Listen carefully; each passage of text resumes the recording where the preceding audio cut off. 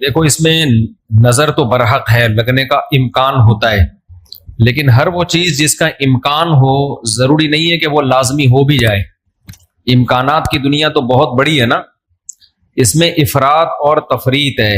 کچھ لوگ تو ایسے ہیں جو نظر کے وجود ہی کو نہیں مانتے، وہ کہتے ہیں نظر سرے سے لگتی ہی نہیں ہے، اور کچھ لوگ کہتے ہیں ایسے ہیں کہ اس میں بہت مبالغہ کرتے ہیں، ان کو ہر وقت لگ رہی ہوتی ہے ان کے رائے کے مطابق کہ اس کو لگ گئی، اس کو لگ گئی، اس کو لگ گئی، یہی چلتا رہتا ہے پروگرام۔ تو نہ اس میں وہمی بننے کی ضرورت ہے اور نہ نظر کا انکار کرنا جائز ہے ہمارے لیے۔ جو لوگ نظر کا انکار کرتے ہیں نا، وہ ہیں سیکولر لوگ، لبرل لوگ جو شریعت کو نہیں مانتے۔ وہ کہتے ہیں اس کی کیا دلیل ہے؟ بھائی ہمارے پاس دلائل، مشاہدہ بھی دلیل ہوتی ہے، لیکن وحی خود دلیل ہے ہماری نظر میں۔ وحی جب نبی صلی اللہ علیہ وسلم نے بتا دیا کہ العین حق، نظر برحق ہے، تو ہمارے لیے یہ بھی ایک دلیل ہے۔ اب کوئی رسول کو مانتا ہی نہ ہو، اللہ کو مانتا ہی نہ ہو، تو وہ نہ مانے، وہ اس کا ہیڈیک ہے۔ ہم کوئی سائنسدانوں کو مجبور تھوڑی کر رہے ہیں کہ آپ نظر کو مانو۔ سائنسدان جنت مانتے ہیں کہ جنت ہے؟ جواب دینا۔ سائنسدان مانتے ہیں موت کے بعد دوبارہ زندگی ہے؟ یہ سائنس کا ٹاپک ہی نہیں ہے بھائی، سائنس یہاں تک پہنچی نہیں ہے۔ تو نظر تو برحق ہے، کوئی بھی اچھی چیز ہو، کوئی بھی بہت ہو، تو اس میں چانس ہوتا ہے کہ نظر لگ جائے۔ نبی صلی اللہ علیہ وسلم نے فرمایا اگر کوئی چیز تقدیر پر غالب آ سکتی تو وہ نظر ہوتی، اور نظر اونٹ کو ہانڈی تک پہنچا دیتی ہے۔ اچھا والا اونٹ ہوتا ہے، نظر لگی گیا۔ آپ نے دیکھا ہوگا بڑے بڑے اونچے کٹے بیل لوگ لے کر آتے ہیں بقرعید کے دنوں میں، بعض دفعہ نظر لگتی ہے دھڑام سے گر جاتے ہیں، بعض دفعہ ویسے ہی گر جاتے ہیں غربت مہنگائی سے متاثر ہو کے، لیکن بعض دفعہ نظر بھی لگتی ہے۔ تو ہمارے پاس جو نظر کے برحق ہونے کی دلیل ہے وہ رسول اللہ صلی اللہ علیہ وسلم کا قول۔ اسی وجہ سے یعقوب علیہ السلام نے جب اپنے بیٹوں کو مصر بھیجا تو خوب لمبے خوبصورت بیٹے تھے، تعداد میں بھی زیادہ تھے، تو ان سے کیا فرمایا؟ لا تدخلوا من باب واحد وادخلوا من ابواب متفرقہ۔ اے میرے بیٹو، ایک دروازے سے داخل نہ ہونا، متفرق دروازوں سے داخل ہونا، کیونکہ ایک ہی گیٹ سے جب جائیں گے نا، ایک باپ کے 11 بیٹے اتنے خوبصورت اور لمبے لمبے اور خوبصورت جوان، تو لوگ بولیں گے یار کیسا خوش قسمت باپ ہے جس کے 11 بیٹے ہیں۔ سمجھتے ہو کہ نہیں سمجھتے؟ آج کل تو فیملی پلاننگ نے نظر کا چانس ہی ختم کر دیا، 2 بچے ہوتے ہیں وہ بھی اچھے نہیں ہوتے۔ تو یہاں قرآن سے بھی ہمیں، حدیثوں سے بھی پتہ چلتا ہے کہ امکان ہے، لیکن ایک بات یاد رکھو، دنیا میں یہ بہت امپورٹنٹ بات ہے، کاش اس کو سمجھ جاؤ، یہ تجربوں کا نچوڑ ہے جو میں آپ کے سامنے پیش کر رہا ہوں۔ امکانات کی بیس پہ یقینی دعوے کرنا یہ تمام گمراہیوں کی بنیاد ہے۔ جادو کا بھی امکان ہوتا ہے، کسی پہ جادو ہو جائے، ہزاروں میں کسی ایک پہ، لیکن روحانی عامل کے پاس جب آپ جاؤ گے کہے گا آپ پہ بھی جادو، آپ پہ بھی جادو، آپ پہ بھی جادو، آپ پہ بھی جادو۔ جب آپ کرو گے نا کہ بھائی مجھ پہ جادو کیسے ہے، تو کہے گا کیا جادو برحق نہیں ہے؟ سمجھ میں آ رہی ہے بات؟ ڈاکٹر یہ بدماشی کبھی نہیں کرتا۔ آپ ڈاکٹر کے پاس جاؤ، آپ کے گردے میں پین ہو رہا ہے، وہ چیک کرے گا کہ گیس کا پین ہے یا پتھری کا پین ہے، کیونکہ ڈاکٹر اس کا علم ہے باقاعدہ۔ وہ کبھی یہ نہیں کہے گا کہ پتھری ہے بس تکا مار دیا، بھائی ڈاکٹر صاحب پتھری کا پین کیوں ہے؟ تو وہ جواب میں کہ کیا گردوں میں پتھری ہوتی نہیں ہے کیا؟ آپ بولو گے ہوتی تو ہے، میرے ہے یا نہیں ہے، مجھے تو یہ تو بتاؤ۔ حالانکہ گردوں میں پتھری ہونے کا جتنا چانس ہے نا، جتنی پرسنٹیج 100 میں، جادو کی اس سے بھی کم ہے، ہزاروں میں کسی ایک پہ ہوتا ہے جادو۔ لیکن عاملوں کے پاس جب آپ جاؤ، یہاں الحمدللہ کچھ عامل ہیں جو میرے خلاف ایک فل پروپیگنڈا شروع کیا ہوا، اتنی خوشی ہوتی ہے مجھے، میں آپ کو بتا نہیں سکتا، جب عامل میرے خلاف بولتے ہیں اتنی خوشی ہوتی ہے، اور میں کہتا ہوں کمبختو تمہارے پاس جادو، چڑیل، جن، بھوت، تم میرے خلاف بولتے کیوں؟ نقصان پہنچا دو یار۔ تو اس سے ان کا کمزور ہونا اور ثابت ہو جاتا ہے کہ یہ ان تلوں میں تیل نہیں ہے۔ خیر میں نظر کے موضوع کو مکمل کروں، کیونکہ روحانی عاملوں کی بات آتی ہے تو مجھے ان کے خلاف بولنے میں سا خون بڑھتا ہے، میرا ایک دم جوش میں آ جاتا ہوں، ایسا لگتا ہے کچھ نہیں بھی کھایا ہو پاور آ جاتی ہے باڈی میں۔ ان کے خلاف بولنے میں مزہ بہت آتا ہے، صرف مسجد کا تقدس ہے، باہر آؤ تو اس طرح نہیں بولوں گا، انگلش میں بھی گالیاں دوں گا، پنجابی میں بھی، اردو میں بھی۔ یہاں بڑے بڑے عامل ہیں جو بڑے پنپ رہے ہیں، اور ہمارے بڑے بڑے مولانا جا جا کے نا ان کو پروموٹ کر رہے ہیں، بے شرموں کو، ان بے غیرتوں کو۔ خیر فی الحال اتنی گالی کافی ہے۔ تو اچھا میں کیا کہہ رہا تھا یار، عاملوں کے ٹاپک آتا ہے تو اتنی خوشی ہوتی ہے۔ جی نظر کی بات کر رہا تھا میں۔ تو نظر میں جو ہے نا لگنے کا چانس ہوتا ہے، یہ ہے، لیکن چانس سے فائدہ اٹھا کے ہر ایک کو یہ کہنا کہ تم پہ جادو ہے، تم پہ نظر ہے، تم پہ یہ ہے، ڈاکٹر یہ کام نہیں کرتا. شوگر کا چانس ہوتا ہے آپ کو کہ شوگر ہے، لیکن یہ تو نہیں کہ ڈاکٹر جب تک کمپلیٹلی تحقیق نہ کر لے ڈاکٹر نہیں کہے گا تمہیں شوگر ہے، تمہارے گردوں میں پتھری ہے، تمہارے پیٹ میں یہ مسئلہ ہے. حالانکہ امکانات تو ہوتے ہیں، لیکن آپ یہ جو ڈرامے باز لوگ ہیں نا روحانی عامل، ان کے پاس جاؤ گے نظر ہی لگی ہوئی ہے آپ کو. لازمی کیا لگی ہے؟ کیونکہ جب کسی کے پاس کوئی فن نہیں ہوتا، علم نہیں ہوتا، تو وہ سب کچھ جانتا ہے. پھر سمجھ رہے، ڈاکٹر کے پاس علم ہوتا ہے کڈنی کا، لہذا تحقیق کرے گا، 100 میں 2 کو کہہ دے گا تیرے گردے خراب ہیں. عاملوں کے پاس چونکہ جن چڑیل بھوت کا علم ہوتا ہی نہیں ہے، لہذا ہر ایک پر جن بھی ہے، چڑیل بھی ہے، اور بھوت بھی ہے، اور نظر بھی ہے، اور موکل بھی ہیں، اور حمزاد بھی ہیں، اور پتہ نہیں کیا کیا ہے، ڈرامے بازی. سمجھتے ہو؟ جب ان کو بولو کہ کیا دلیل ہے، تو بھائی امکانات کی دنیا میں امکان کہ فلانے پہ لگ گئی تھی، فلاں پہ لگ گئی تھی، تو خوب سمجھ لو امکانات کی بیس پہ یہ کہنا کہ ابھی دیکھو ایک مولانا صاحب کا کلپ آیا، انہوں نے کہا کہ نبی صلی اللہ علیہ وسلم نے فرمایا کہ ہر بیماری کی دوا اللہ نے رکھی ہے دنیا میں، یہ صحیح حدیث ہے. پھر انہوں نے ایک دوا بتائی کہ یہ شوگر کی بہترین دوا ہے. بھائی آپ ڈاکٹر ہو، آپ سائنٹسٹ ہو، کہہ رہے میں نے یہ کہیں سے نکالی ہے. ڈاکٹر کہہ رہے ہیں شوگر ایک اسٹیج پہ پہنچنے کے بعد لا علاج ہے، یہی کہتے ہیں نا ڈاکٹر.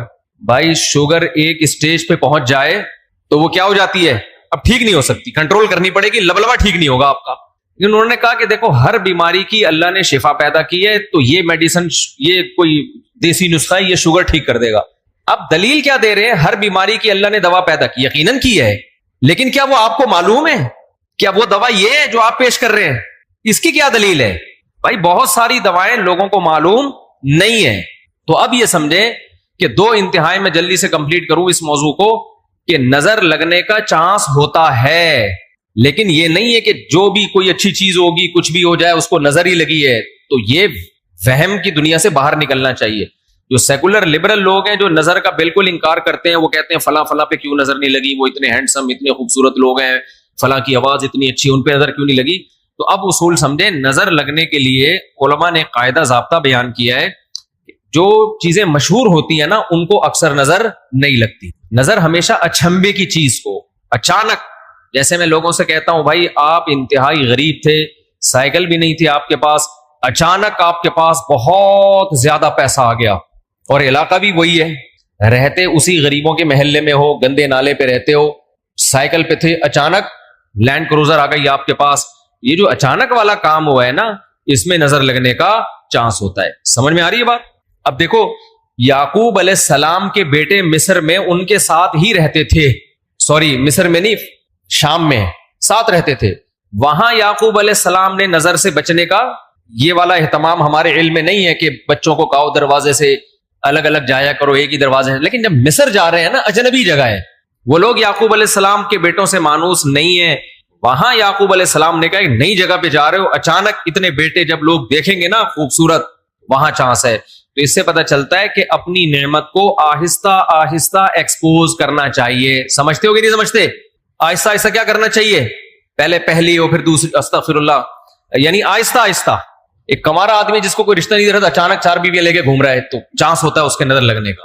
اس لیے ایک دم سے نہیں، تھوڑا تھوڑا آہستہ آہستہ. پہلے ایک پہلی ہوگی، دوسری میں کچھ پٹو گے، تھوڑی بےزتی ہوگی، تھوڑی عزت ہوگی، کچھ لڈو کچھ گالیاں مل جل کے، پھر تیسری. تو اس طرح کر کے چلانا، ٹھیک ہے؟ تو اچانک کوئی نعمت آتی ہے تو اس پہ نظر لگنے کا چانس ہوتا ہے. دوسری بات یہ ہے کہ نظر سے بچنے کے لیے جو نبی صلی اللہ علیہ وسلم نے دعائیں بتائی ہیں، ان دعاؤں کا اہتمام کرنا چاہیے. اعوذ بکلمات اللہ التامہ من کل شیطان وہامہ ومن کل عین لامہ، یہ دعا پڑھنی چاہیے. اور اپنی نعمت کا اظہار ان لوگوں کے سامنے کرنا چاہیے جو آپ سے محبت کرتے ہیں، وہ خوش ہوں گے. بعض دفعہ انسان دوسرے سے محبت کے دعوے کرتا ہے لیکن جیلس ہو جاتا ہے. وہ جب آپ اس کو بتاتے ہیں نا میرے پاس اتنا پیسہ، میری ارننگ اتنی ہو گئی، تو وہ اندر اندر سے جل رہا ہوتا ہے. تو حاسد کی نظر لگنے کا چانس زیادہ ہوتا ہے. سمجھتے ہو؟ تو اپنی نعمت ہر ایک کے سامنے نہیں بیان کرنی چاہیے. بعض دفعہ اپنی نظر بھی لگتی ہے انسان کو، تو خود پسندی میں، عجب میں مبتلا نہیں ہونا چاہیے. جب بھی کوئی نعمت ہو، آدمی کیا کہے؟ اللہ کی دین ہے بھائی، میرا کمال نہیں ہے. کس کی دین ہے یہ؟ اللہ کی دین ہے. تو ان چیزوں کے اہتمام سے نظر کا چانس کم ہو جاتا ہے. باقی عاملوں کے پاس نہ نظر کا کوئی علاج ہے سوائے مسمرزم کے. دماغ کو کنٹرول کر کے کچھ الٹی سیدھی چیزیں آپ کی کھوپڑی میں ڈال دیتے ہیں, تو اس سے آپ سمجھتے ہو کہ میں ٹھیک ہو رہا ہوں. ٹھیک نہیں ہوتے, آپ مینٹلی تھوڑا سا کیا ہو جاتے ہو, مطمئن ہو جاتے ہو. اور ان کا اپنا دماغ بھی خراب ہوتا ہے, آپ کا بھی دماغ خراب کرتے ہیں, سمجھتے ہو. اچھا, میں جب عاملوں کے خلاف بولتا ہوں, لوگ کہتے ہیں یہ 2 نمبر عاملوں کے خلاف ہے. بالکل غلط بات. میں 1 نمبر عاملوں کے خلاف, یہ ذہن میں رکھو. 2 نمبر کو تو میں لفٹ ہی نہیں کراتا. میں ان عاملوں کے خلاف ہوں جن کو علماء بزرگان دین سمجھتے ہیں کہ بہت بڑی پہنچی ہوئی چیز ہے یہ. میں ان کو 2 نمبر سمجھتا ہوں. یہ کخ بھی نہیں کر سکتے, سمجھتے ہو, یہ کچھ بھی نہیں کر سکتے, چاہے امریکہ میں ہو, چاہے جاپان میں ہو, چاہے پاکستان میں ہو, چاہے کراچی میں ہو, چاہے پنجاب میں ہو, سب ایک جیسے ہیں. اس لیے اپنے آپ کو بچاؤ ان فضول لوگوں سے. اچھا بھائی, حضرت محمد صلی اللہ علیہ وسلم پر جادو کے اثرات سے متعلق اہل سنت کا کیا عقیدہ ہے؟ نبی پر جادو ہوا تھا, بخاری مسلم سے ثابت ہے, لیکن ہوا کیوں تھا؟ آپ کہیں گے نا, ایک طرف تو آپ کہہ رہے ہیں جادو اتنی آسان نہیں ہے, ہزاروں میں کسی ایک پہ, تو پیغمبر پہ ہو گیا. دیکھو, کچھ چیزیں نبی صلی اللہ علیہ وسلم کے ساتھ ایسی ہوئی ہیں جن میں کوئی حکمت تھی. یہودی آپ کو جادوگر کہتے تھے, جادوگر جادوگر. اللہ نے تھوڑا سا اثر ہونے دیا تاکہ یہودیوں کو الزام لگانے کا موقع نہ ملے. جادوگروں پہ جادو کا اثر نہیں ہوتا, تو تھوڑا سا اثر اللہ نے ہونے دے دیا. اتنا اثر کہ آپ کبھی کبھار بھولنے لگے کچھ چیزیں, کچھ کام کیا ہوتا آپ کو یاد نہ ہوتا. اس سے زیادہ اثر نہیں ہوا آپ کے اوپر. اور یہ اثر اس لیے اللہ نے ڈالا تاکہ لوگوں کو یقین آ جائے آپ بشریت میں کامل ہیں اور آپ جادوگر نہیں ہیں. اصل مقصد یہ الزام کی نفی تھی. اگر یہ اتنا آسان ہوتا تو ابو بکر پہ کیوں نہیں ہو گیا میرے بھائی, حضرت عمر پہ کیوں نہیں ہو گیا, حضرت عثمان پہ کیوں نہیں ہو گیا, سیدنا علی پہ کیوں نہیں ہو گیا؟ یہ تو ایک تماشا بنا لیتے لوگ. فرعون کے موسیٰ علیہ السلام کے مقابلے میں جادوگر آئے ہیں. آپ لوگ کو آواز صحیح آ رہی ہے؟ گونج تو نہیں رہی ہے آواز؟ مجھے تو گونج رہی ہے آواز. بھائی, موسیٰ علیہ السلام کے مقابلے میں جادوگر آئے. قرآن کہتا ہے یخیل الیہ من سحرہم انہا تسعی. جادوگروں نے دماغ کو ایسا کیپچر کیا ہے کہ دیکھنے میں ایسا لگا کہ یہ لاٹھیاں نہیں بلکہ سانپ ہیں. حقیقت میں وہ لاٹھیاں سانپ نہیں بنی تھی, دماغ میں کچھ انہوں نے ایسا کیا ہے نا کہ یخیل, خیال پیدا ہوا کہ یہ لاٹھیاں نہیں بلکہ کیا ہے, سانپ. دیکھو, انبیاء کے دماغ کو ایسے کیپچر نہیں کیا جا سکتا, لیکن اللہ نے یہاں ہونے دیا. موسیٰ علیہ السلام کو بھی ایسا لگا کہ یہ لاٹھیاں نہیں بلکہ کیا ہے, سانپ ہیں. اس میں حکمت تھی نا, تاکہ مقابلہ تو ہو. اب سوال پیدا ہوتا ہے, جب موسیٰ علیہ السلام مقابلہ جیت گئے, فرعون نے دھمکی دی جادوگروں کے کہ تمہارے ہاتھ پاؤں کاٹ کے میں قتل کر دوں گا, تو جادوگر وہی رسیاں دوبارہ فرعون کی طرف پھینک دیتے کہ تو قتل کر کے دکھا ہمیں. کیا خیال ہے بھائی؟ یا فرعون پہ جادو کر دیتے. ہوا جادو فرعون پہ؟ بولتے کیوں نہیں؟ مجھے تو لگ رہا ہے آپ لوگ پہ ہو گیا. نہیں ہوا نا فرعون پہ جادو. بھائی, جادوگر ہزاروں جادوگر تھے, سینکڑوں تو تھے ہی. انہوں نے سوچا کہ یار تو ہمیں دھمکی دے رہا ہے, انتر منتر کلی کل انتر ہو جا منتر چھو, یوں کرتے فرعون ٹیڑھا ہو جاتا. فرعون کی ساس کو کچھ چیزیں سکھا دیتے. کیا خیال ہے؟ جٹھانی فرعون کی زوجہ جو تھی حضرت آسیہ رضی اللہ عنہا, ان کو کہہ دیتے کہ تم اپنی ساس سے کچھ کروا دو یا جٹھانی سے, وغیرہ وغیرہ جو بھی ہے. تو ایسا نہیں ہوتا بھائی. فرعون نے دھمکی دی اور ہاتھ پاؤں کاٹ کے ان سب کو شہید کر دیا, کچھ بھی نہیں ہو سکا. ایسا نہیں ہوتا. جادوگروں کو ایک ماحول چاہیے, اسی میں وہ سب کچھ کرتے ہیں. تو یہ ہم سے زیادہ کمزور ہوتے ہیں, ان سے ڈرنے کی بالکل ضرورت نہیں ہے. دنیا میں سب سے کم اگر ڈرو نا تو عاملوں سے اور جادوگروں سے سب سے کم ڈرا کرو. جیسے کہ پولیس والے ان سے بالکل بھی نہیں ڈرتے. اکثر آپ نے دیکھا ہوگا ریڈ پڑتی ہے نا پولیس والوں کی عاملوں کے پاس, تو پولیس والے جاتے ہیں, پولیس میں جو گٹکا کھانے والا ہے نا وہ اٹھا کے لے آتا ہے عامل کو, تھانے میں بند کر دیتا ہے. عامل اس کا کچھ بھی نہیں بگاڑ سکتا. سوچو, جو عامل ایک گٹکا کھانے والے پولیس والے کے سامنے کچھ نہیں کر سکتا, وہ اس عامل کی پوری ٹیم کو اٹھا کے لاک اپ کر دیتے ہیں یہ لوگ. وہ سنگدل محبوب تمہارے قدموں میں کہاں سے لا سکتا ہے؟ وہ سنگدل محبوب تمہارے قدموں میں کہاں سے لا سکتا؟ تو یہ دنیا کے سب سے کمزور, سب سے ضعیف قوم روحانی عامل ہوتے ہیں, لیکن دماغ کا کھیل ہے سارا. تو لوگ ان سے ڈر رہے ہوتے ہیں. نہیں ڈرو تو آپ طاقتور ہو, سمجھتے ہو. آج مجھے ایسا لگ رہا ہے گلوکوز کی 3 بوتلیں چڑھا لی میں نے. اور عاملوں کے خلاف بولتا ہوں اتنی, کیونکہ عامل میرے خلاف بہت سرگرم ہو گئے ہیں آج کل.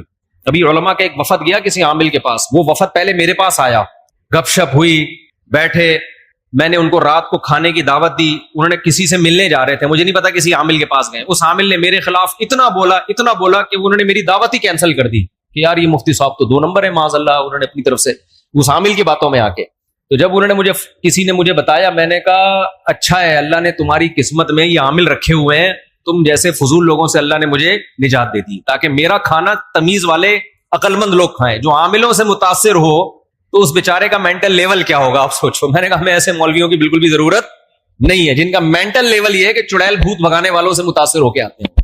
یہ تو مینٹل لیول ہے آپ کا. دلائل سے کے بجائے ان لوگوں سے متاثر ہوتے ہیں.